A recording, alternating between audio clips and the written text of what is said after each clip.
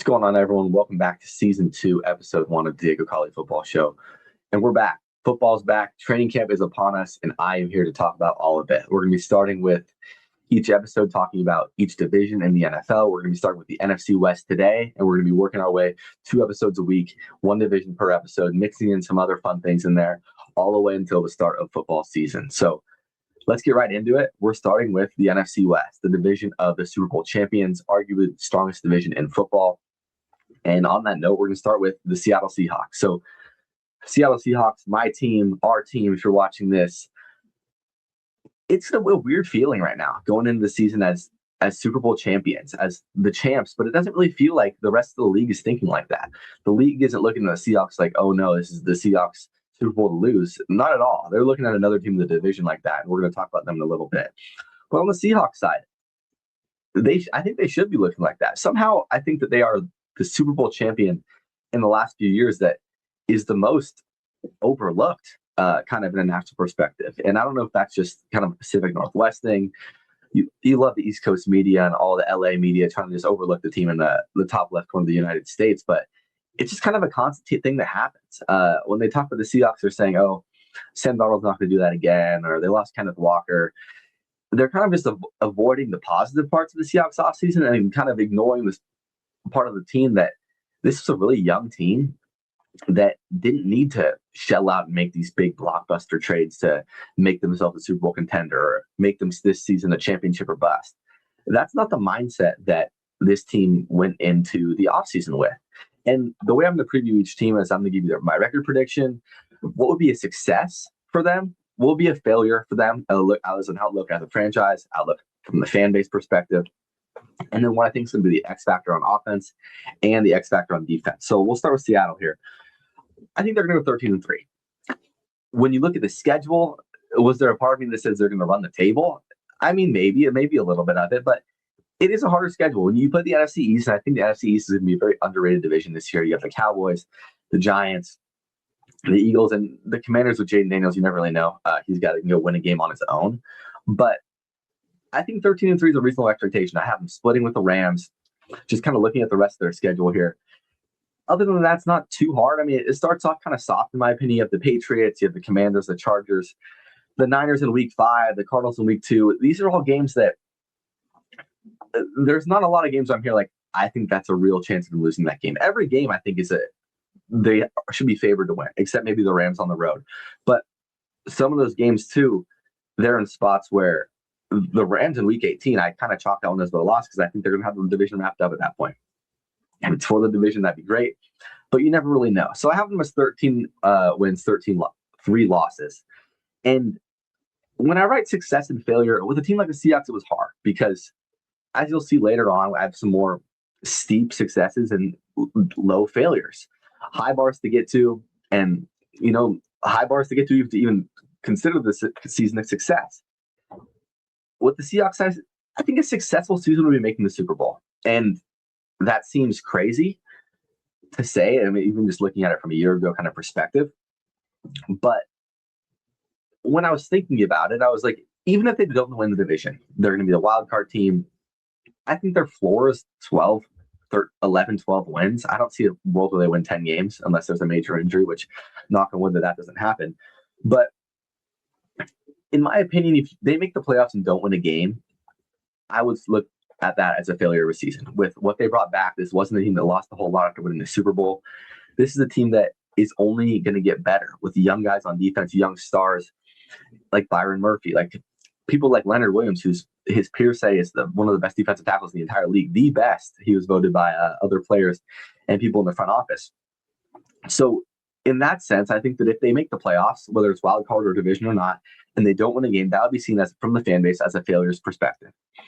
If they win a game, whether that's make it to the divisional, make it to the NFC Championship, if they had that first round bye, and they lose the NFC Championship, I think it'd be looked at as kind of a neutral type thing, because I don't think that an NFC Championship berth is never a failure, especially in a season when it's not championship or bust for the Seahawks. This is Mike McDonald's 3rd year with the team. This isn't pressure from the front office. You have to win it all or we're going to blow things up.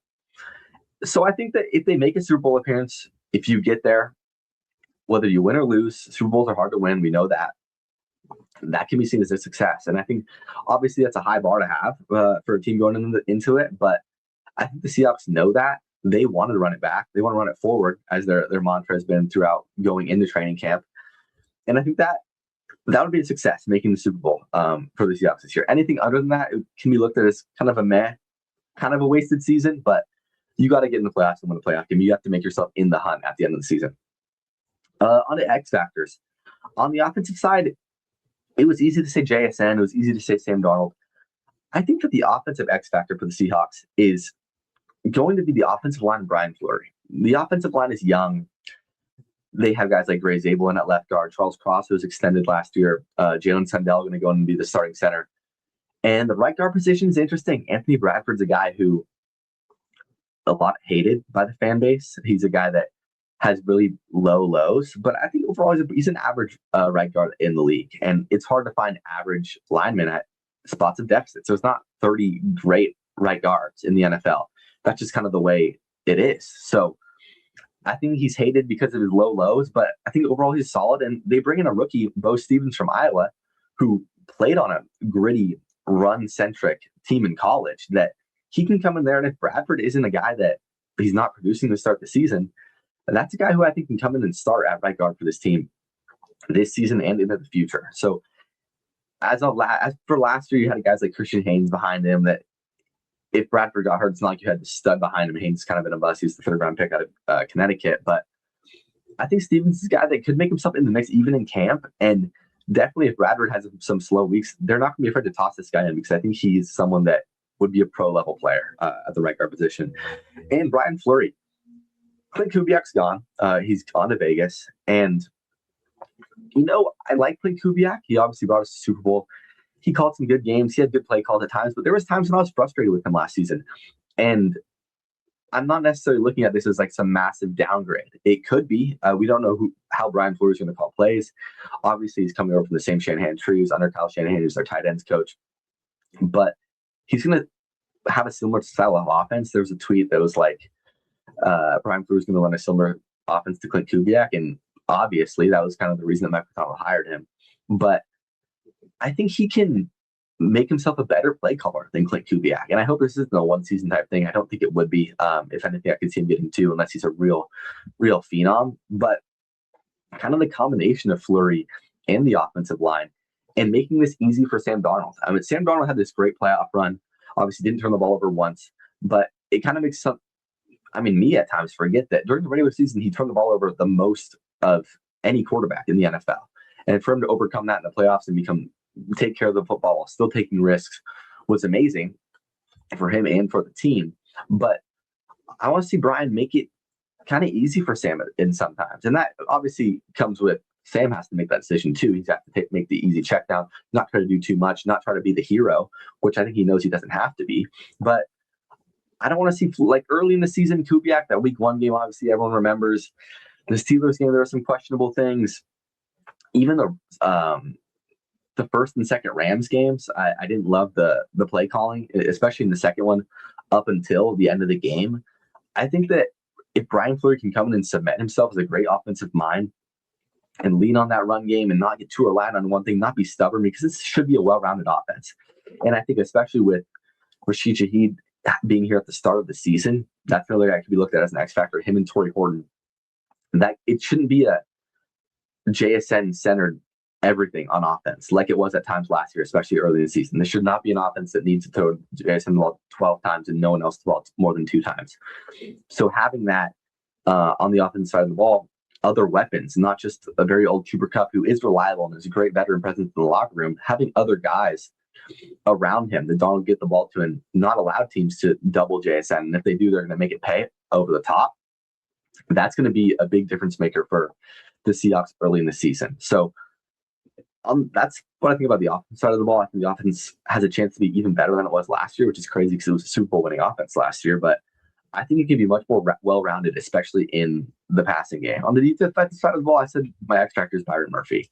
And it could be kind of an obvious thing to say that in some senses, but especially with he's going into year 3, defensive linemen become year 3 is not a bust. boom or bust type year, but he's a guy that's underrated by his peers. He doesn't get any recognition when it comes to people in the front office or other players or Pro Bowl voting somehow. He was on the best defense in the NFL last year, but he's a guy that is going to be playing opposite from Leonard Williams, who was voted the best defensive tackle in the league by his peers. And that means that they're going to be showing Leonard Williams a lot more respect than Byron Murphy, which I don't know if that's, I mean, obviously it's warranted because Big Cat's an absolute beast, but Byron Murphy should be able to make teams pay. I think he knows that. He has a chip on his shoulder. He makes it very clear in public on social media that he is not going to take these comments lightly. And I think that's scary for the rest of the league, that this is only going to motivate a guy like that going into his third year. And he can really be a all-pro player on this defense and just be an absolute disruptor on the interior defensive front. So that's my X factor on the defensive side of the ball. Just covering some other things on the offseason side for the Seahawks. Who'd they add? It wasn't a crazy adding offseason for the Seahawks because they had a lot of guys they had to make decisions on. So they re-signed Rashid Shaheed and Josh Jobe, which I think was very, very important.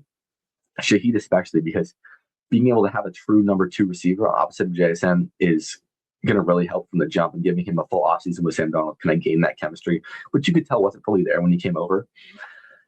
Re-signing Josh Jobe, obviously they had to make a decision. They let Woolen go. They signed Jobe. Jobe's more of a microphone guy. I think we all kind of saw that coming. And making some extensions. Derek Hall was extended, which is a guy that not really, there was talks about it, but I don't think everyone was expecting it. It was kind of a year early. They signed him to a 3-year, $31 million deal, I believe. I could be wrong on that. Actually, I'll check. It was 3-year, $42 million deal. So kind of less than what Boye Mafe got. Boye Mafe's guy who did that walk. I was happy with that. I don't think that he was worth the money that the Bengals gave him. Or I like Boye, but I think that he was not worth the Seahawks giving him that. I can see why the Bengals did. They need production off the edge. They're losing guys, but the Seahawks are never going to bring him back to that number. They also let Kenneth Walker go. It's a tough decision. The Super Bowl MVP. Not often you see a Super Bowl MVP let walk, but it had to be done. And that brings me to where they did in the draft.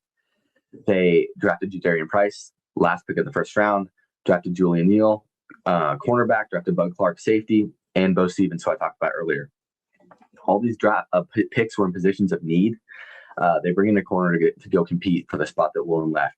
They bring in a safety to kind of compete for that safety role that Kobe Bryant left. And obviously, Jadarian Price, they needed a running back. They signed Emmanuel Wilson. I don't think that's going to be too massive. I don't see him as much more than like a third running back. I think that Halani is ahead of him in the depth chart, to be honest. I think he should be.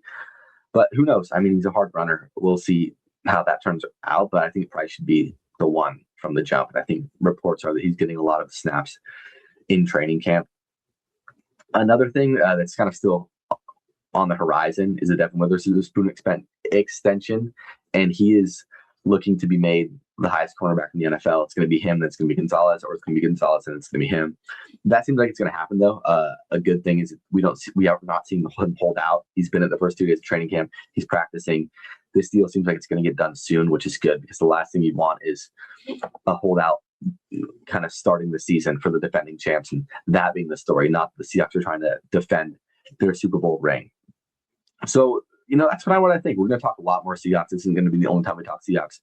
There will be almost an every episode type thing, but that's kind of my main overlook. And I think that they're getting overlooked going into the season, which is what happened last year going into the playoffs. They got overlooked. People overlooked Sam Darnold, and we saw how that ended up. So I think they go 13-3, and I'm not going to give my full final prediction. I'll do that sometime close to the season on who I think wins the Super Bowl and who I think wins these awards. But I think the Seahawks are going to be in that mix, and there's no reason they shouldn't be with what they have going into the year. On to the LA Rams. First of all, I want to clear up. I actually have the Seahawks graphics say 13-3. I meant to have them at 14-3. Which onto the Rams, I have them as 13-4 going into this season. And why is that? I think they finish under the Seahawks. I think the Seahawks squeak it out and win the division over them. And I don't necessarily know, like I said, I don't know if that last game is going to matter. But I just think the Rams have more pressure on themselves and more kind of variety with things that can happen based on, one injury or one catastrophic thing happen to this team. And I think the Rams are not as set up to deal with a big injury as the Seahawks are. And the Rams have a lot higher expectations than the Seahawks. I talked about the Seahawks. This isn't a win or bust year, win the Super Bowl, or this is a failure of a season type year for the Seahawks. This is a must-win Super Bowl for the Los Angeles Rams, which is a crazy thing to say going into an NFL season. But I think it is. It's win or bust. Win or Stafford could retire. He signed a 2-year deal. Who knows?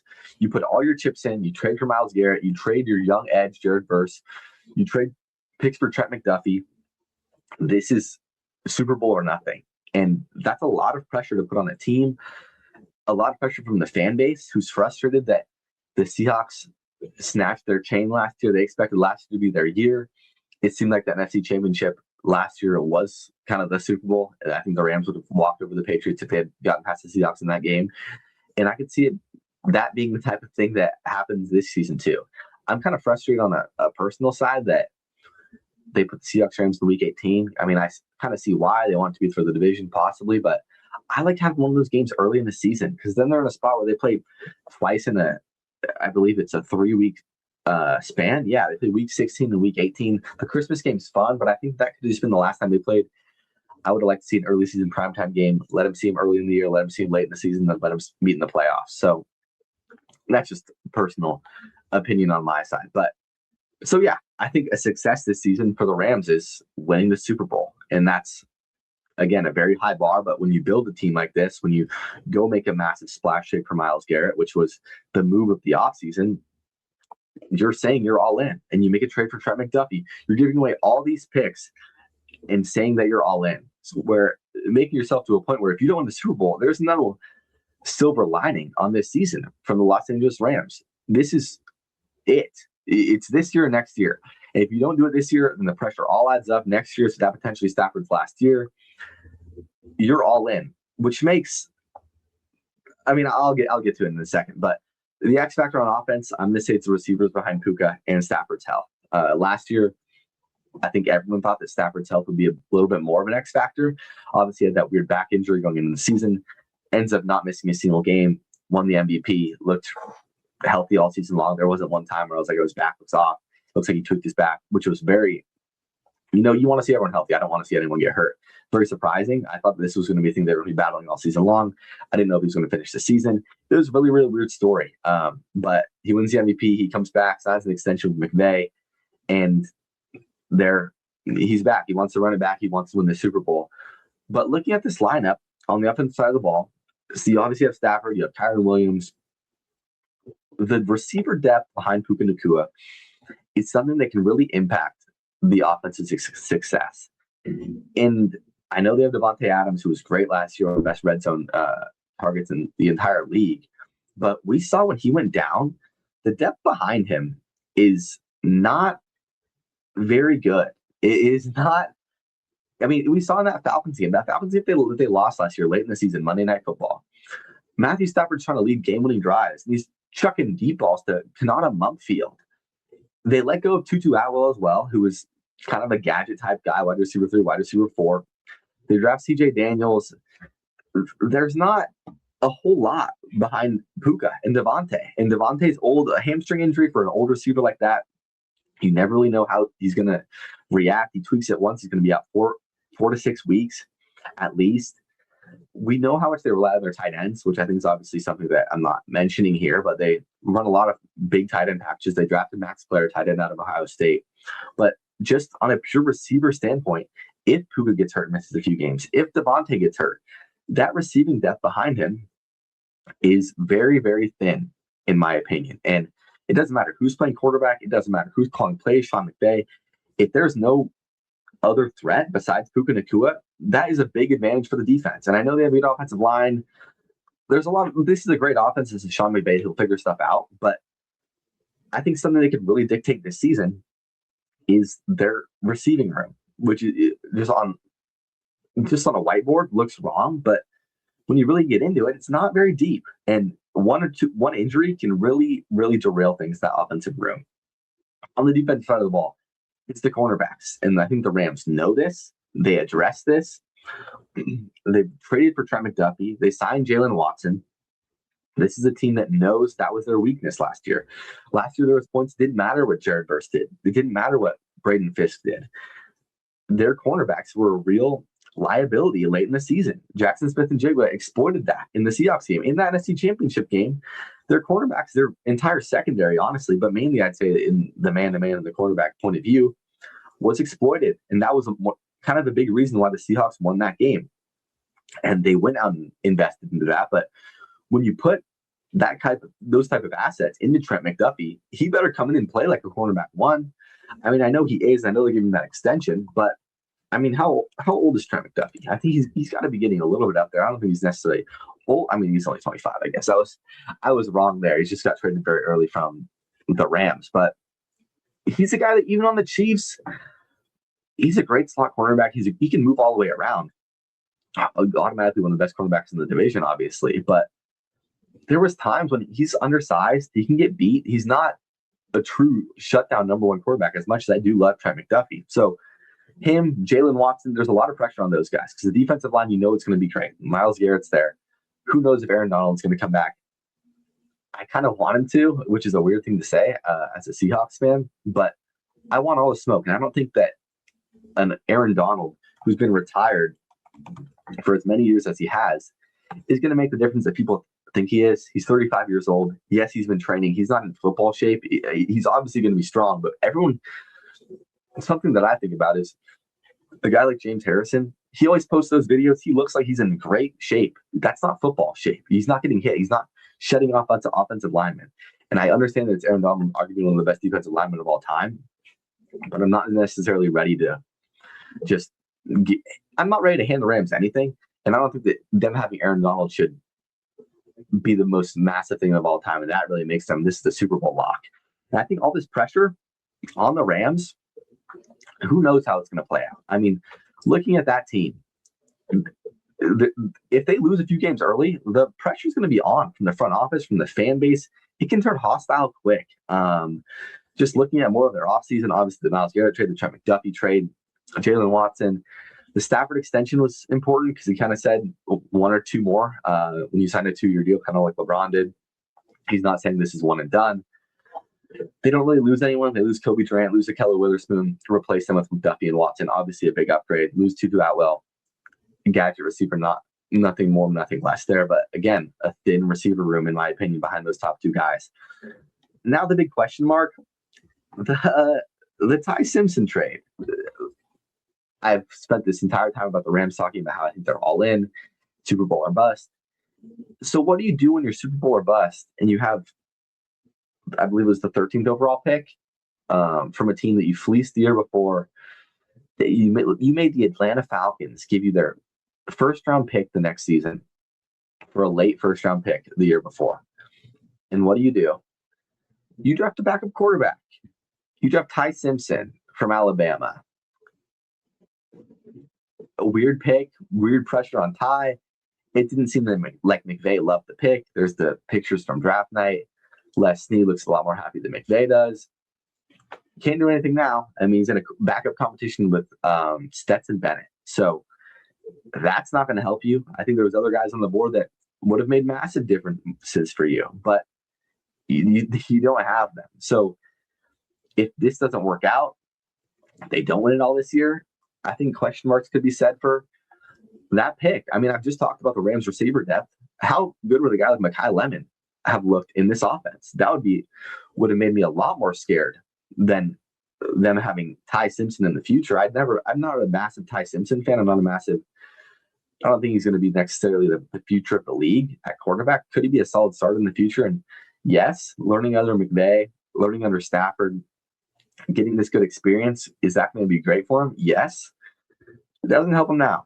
And I don't think he's an MVP winning quarterback in the future. Could this be wrong? Maybe. But if they don't win the Super Bowl, I think a lot of question marks go to that draft pick, because a stud receiver to back it. I'm not going to get off this Mekhi Lemon thing. There was talks about how they wanted him. I think that might have been Sean's guy. And Snead goes with Simpson. a guy that's not going to have any effect on this team in the next few years. Myles Garrett might not be on this football team when Ty Simpson starts his first meaningful football game. That could be the thing that comes back to bite the Rams when it comes to winning Super Bowl or not winning Super Bowl this year. Down to my third place team in the division, we have the San Francisco 49ers. I have the 49ers coming in at 10-7. I think the Niners win 10 games. Here's the thing about this team. I think that they have the lowest floor of the Seahawks, Rams, and the Niners, but arguably like a similar ceiling. If everything goes perfectly right, they have a high ceiling.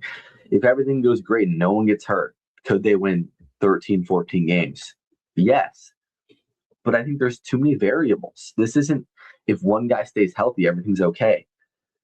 The 49ers and John Lynch, Kyle Shanahan, who I hope he's going to be okay. You never want to hear news like that. He got in a car accident, broke a few ribs, broke his nose. Hopefully we see Kyle on the sidelines roaming in preseason before regular season week 1. But John Lynch's reliance on old dudes. The 49ers last season could have won the division in week 18. Could have contended for a Super Bowl. The way that they found so many ways to win those games last season and put themselves in that position was very, very impressive. Brock Purdy was great. Mac Jones was great when he stepped in. But their old guys got hurt. Their old injury-prone players got hurt. Trent Williams missed some games. Ricky Pearsall, who's not old, but he's injury-prone, he missed some games. Brandon Ayuk didn't play the entire season, and he's still on the roster, which is weird. Nick Bosa got hurt. George Kittle tore his Achilles. And they decided, Fred Warner got hurt as well. And they decided, we're going to run it back. And you know what we're going to do? We're going to sign Mike Evans, a receiver who has missed time the last few years and is on the wrong side of 30. How old is Mike Evans? 33? 32. It's just a really interesting strategy. And if it doesn't go right, I think it's going to be because of injuries, because the talent's there. Obviously, we know how much of a game-breaking player Nick Bosa is. Fred Warner is probably my favorite 49er. You have to respect the way he plays the game, the way he battles. He's probably the best linebacker in football when healthy. But I don't understand their mindset. Like, I understand the bonds they have with these players. These guys have the potential to be amazing if everything's clicking. Everyone's there. Christian McCaffrey, who I didn't mention, he was the one guy who stayed healthy all year last season. Is he going to do it 2 years in a row? And I'm not wishing any ill will on these guys. I don't want to see anyone get hurt. I would love to beat them at full strength. But this game plan for them doesn't seem like the smartest and the most sustainable thing for an NFL franchise. So on here, I have a success as winning an NFC championship. They know more than anyone that I wrote making the NFC championship. I think 49ers fans would see that as a success. Obviously, they want to go to the Super Bowl. I don't think that their ceiling is necessarily as high as the Rams. I think the Rams are overall a better team, even when healthy. So I put making the NFC championship, winning a few playoff games. Failure would be not winning a playoff game, kind of similar to the Seahawks there, because that would be a colossal failure for this team. This team's old as well. And as the national media isn't saying Super Bowl or bust like they're saying for the Rams, Niners fans want that. They see Fred Warner, they see Nick Bosa, they see a Mike Evans signing. Like, that's game changing. Trent Williams re-signed. Oh my gosh. Some of these guys aren't the same guys. I like George Kittle. I don't really like George Kittle, but who knows how George Kittle's going to react coming off an Achilles injury? Christian McCaffrey coming off the highest workload of his entire career. How is that going to work out? Is Ricky Pearsall going to take a step to be a better receiver? Who knows? My offensive X factor. Speaking of Mike Evans, Ricky Pearsall, is the wide receiver position. This is a team that could have desperately used Brandon Ayuk last season, and they didn't have him. And they haven't let him go. He might go to the Commanders. Who knows there? They drafted Deshaun Stribling, and they're making it seem like the entire rest of the NFL really wanted Deshaun Stribling. He was the top receiver on a lot of people's boards. Well, he wasn't, because the multiple teams could have picked him. The Rams really wanted him. I think they said, I don't know, weird. Who cares? It was a puzzling pick. People were like, why did they pick this guy? There was other receivers on the board. They have him. He's I think he's a big guy. He has a lot of speed.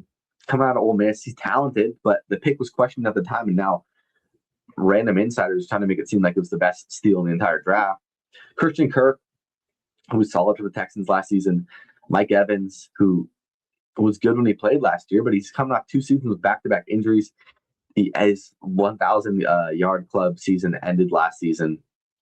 And Ricky Pearsall, Demarcus Robinson, Jacob Coing. It's a receiver room with a lot of question marks. And Brock can be good, but Brock needs receivers that can make plays after the catch. And they should sign Debo, which is crazy because I'm talking about how old they are. They might as well. I mean, Debo knows the system. And I mean, Mike Evans isn't necessarily the biggest run after the catch guy. Christian Kirk can a little bit, I guess. They need a guy they can give the ball to, not inside the tackles, but can bounce off the people, be a bumper car. I don't care how fat Debo is. Like, he had his moments at times, but he'd probably be help on this team. He'd play for the fans. Like, I think that would honestly be a good signing, I think. Who knows? They might be seeing to see if someone gets hurt, but I think it'd be surprised if Debo doesn't end up back with the 49ers. So, yeah, it's a question mark, especially when you factor in the tight end side of it. I don't know if Kittle's going to be ready for week 1. I would lean towards not. I mean, I wouldn't be surprised if he – no, don't think he's going to be ready for week 1. I think he's going to be ready back early in the season. But who's your weapon then? Are you – I don't think they want to give Christian McCaffrey 30 touches in the first few weeks of the season because in their mind, if they want to make this big run into the playoffs, into the postseason, you make it to a Super Bowl, you have to have Christian McCaffrey there. So that's my X factor of the offensive ball. It's the wide receiver position. It can be an overlying thing of kind of the weapons for Brock Purdy. On the defense side of the ball, it's pretty simple. It's the health of Nick Bosa and Fred Warner. That's what it's going to come down to. This goes from, it was a defense with Robert Saleh last year that kind of didn't matter who was in there. They were grasping, they were holding things together, but they weren't the stars of the 49ers. And it was because they didn't have Fred Warner. They didn't have Nick Bosa. They bring back Dre Greenlaw, who's had a decent year for the Broncos last year. 1 year, they signed him to a 1 year, $7.5 million deal. He was obviously on the 49ers towards Achilles in that Super Bowl. They lost to the Chiefs in the second one. But they're old. And Nick Bosa's coming off another ACL tear. Fred Warner, it just depends if they stay healthy. If this defense stays healthy, they have a chance to be really special and be very good. If they don't, then they're going to be a mediocre defense. Let's see who's calling defense because obviously they lose Robert Saleh, who that can't be understated. That's a massive loss. Raheem Morris is going to be defensive coordinator.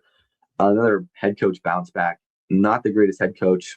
We'll see if Raheem can kind of go on the Robert Saleh route and have a good stint as a coordinator again and go and get another job. I don't know who's going to want to hire him though. I think Saleh has a lot more highs than Raheem does as a head coach, but that's what it is plain and simple with this 49ers team. Can they stay healthy or not? On the offseason, they signed Mike Evans, Christian Kirk. They re-signed Trent Williams. They trade for Osa Odigizua from the Cowboys. That was a good deal. I think that's a good trade for the Niners, who's a third-round pick. He's a kind of a stud defensive tackle from the Cowboys. So that was a positive move. I mean, he's 27, 28. So he's on the younger side of the guys on that defense. That is a good move. That would have been a move that, yes, that's a positive type of thing for this franchise. Not bringing back everyone from the retirement center to bring it together and have, we're going to try again, guys. I just don't think that was the right thing to do. They re-signed Eddie Pinheiro. I like Eddie Pinheiro. One of my roommates loves Eddie Pinheiro. One of the most underrated kickers in the entire league. They lose Jawan Jennings. They lose Kendrick Bourne. So they lose 2 receivers. They replace them with Christian Kirk and Mike Evans. I think overall probably an upgrade. Jawan was kind of washed last year. Kind of a prima donna. They draft Stribling. They draft Kalen Black, who I think that's an underrated pickup from Indiana. But overall, it's going to come down to health. The talent's there. The talent is there on the 49ers. The coaching is there on the 49ers. Can they stay healthy? And my point, I think, is no. I don't think that this Niners team, the way they're constructed and the guys they have on both sides of the ball, can keep everyone healthy and go on to be a contender. Can they string them together and have people healthy at certain amounts of time? And they're going to play good football. They're not going to bomb out, I don't think, unless something like tragic happens, which I don't think it will. I mean, Kyle Shanahan's a good enough coach. They show if they lose Brock Purdy, Mac Jones can step in. Mac Jones wouldn't have been a starter somewhere. He didn't want to be, I don't think. Even if the Niners didn't want to trade him, he did not want to go. He's happy right where he is because he can come in and be great. There's no pressure on him to be a starter. He's the savior when he comes in and wins a game when Purdy goes out hurt. Mac Jones is in one of the best spots in the entire league right now. But I just don't think the 49ers can do it. I don't think they can stay healthy. I think they win 10 games. I could see them winning like 11 or 12, honestly. Getting hot, staying healthy. But when it comes down to it, even that full strength, I don't think they're better than the Seahawks. I don't think they're better than the Rams. I think, unfortunately, for the position they're in, like they're better than a lot of the teams in the NFC. But they're in the best division in football, and I don't think they're better than either of the two teams in front of them. So I think they win 10, 11 games. And finally, the Arizona Cardinals. Last and definitely least, I don't think I saw a graphic that said the Arizona Cardinals were plus 10,000 to win their division. And I think that I don't know if that can be low enough. That's not even worth putting $1 on. I think $1 will win $100. So that's not worth putting $1 on because this team is horrible. And I think that's okay. A much different tone with my success and failure on this team. A success is getting I wrote the first pick, getting a top 2 to 3 pick in the draft. It's a great quarterback draft next year. Go get yourself an elite franchise quarterback. The failure would be winning too many games. Genuinely. A failure for this season for the Cardinals is if they somehow, which their schedule, I don't think they're going to find a way to do it. But if they somehow win like 5 games, if they somehow squeak out 4 to 5 games and they're in a spot where they're not going to get a top 2 to 3 pick, that is a colossal failure for the Cardinals. They are tanking, and I think it's very clear. But if they find a way to win games, that's bad. They should not want to win games, and that's a weird thing to say about an NFL franchise. But it'd be one thing if they're in a weaker division, they have some divisional games they can win. No, this is not the case. I think they have an automatic 6 losses. I'm going to be very shocked if they win a single divisional game. They shouldn't. And when I looked at their schedule, the only 2 winnable games I gave them were the Jets in Week 15 and the Raiders in Week 17. Other than that, maybe the Commanders, but if Jaden's playing, I don't think they beat the Commanders. They have a tough schedule. I mean, they have the AFC West and the NFC East, so the 2 divisions of the NFC West plays. I don't think they win either the games from any of those divisions, except maybe the Commanders. I think the Giants are going to be sneaky good. We'll talk about them when we talk about the NFC East. They shouldn't win a game, and that's okay. Like, that is very okay. They have a young stud running back who you don't want to get him too beat up. He's the X factor on offense. Jeremiah Love, 4th overall pick. They just re-signed Jacoby Brissett. Jacoby Brissett was holding out for some reason in the offseason. Didn't get an extension. He just wanted some more money. He said, if I'm going to be the ship steerer, if I'm going to be the captain of this ship, the sinking ship, the tanking ship, I want more money. And they gave him $15 million reconstructed it. Good for Jacoby Brissett. They drafted Carson Beck. Good. Okay. I think Carson Beck can be a good NFL backup. I don't think he's an NFL starting caliber quarterback, quite honestly. But who knows? He can be a good back. I think he has the tools to be an NFL backup for many years. I mean, I like Case Keenum. A guy like that, I can totally see that. He has the frame. He has the build. He has a winning pedigree. Not necessarily the biggest moments in games, but he has winning pedigree in college. And I think that's what you look for in an NFL backup. I think to see him get some run this year. Brissett's going to be out there chucking. A big key to them this year, I think, is seeing if Marvin Harrison Jr. is a bust or not. They have good guys at skill positions, which makes it kind of like they could be kind of competitive in some senses. That they might scare some teams in some games if everyone gets hot. If Jacoby's going to sling it. I mean, he's going to go out there and chuck the ball 50 times a game. Jeremiah Love could break out in a few games. Trey McBride's going to get his. I mean, he's going to catch the most balls on this team, I think. I think a massive thing they need to figure out this year is Marvin Harrison Jr. a bust or not? He's going into year 3, I believe. He's putting on muscle. I don't know if that's necessarily the right thing to do if you're him, but he is. Feed him. You are not contending. You have no expectations to contend. Feed Marvin Harrison Jr. See if you have something there. Because if not, this is the time you probably want to unload after this season.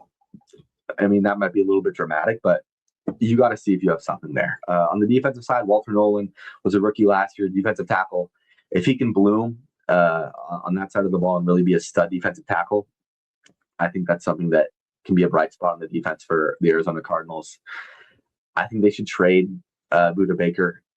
I understand he probably wants to be a Cardinal. Does he want to be a Cardinals lifer? Maybe, but I think he's a guy that I don't know about a haul. He's an older safety, but at the trade deadline in the middle of the season, he's a guy that can make a big difference on a championship level team. So that's something to look out for.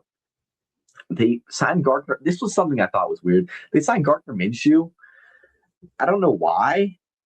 You drafted Carson Beck. You knew Jacoby Brissett was going to be your quarterback, and maybe it was like if he really holds out, but he was contracted.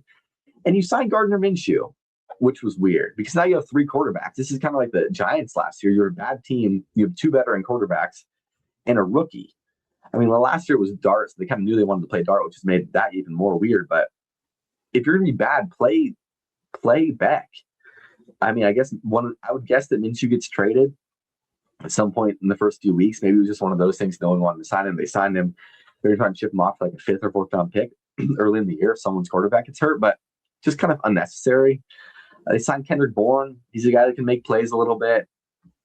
They signed Tyler Algier. James Conner's still there. You don't beat up Jeremiah Love. Jeremiah Love is going to be fun. He's going to have his moments. Do not give him 30 carries a game.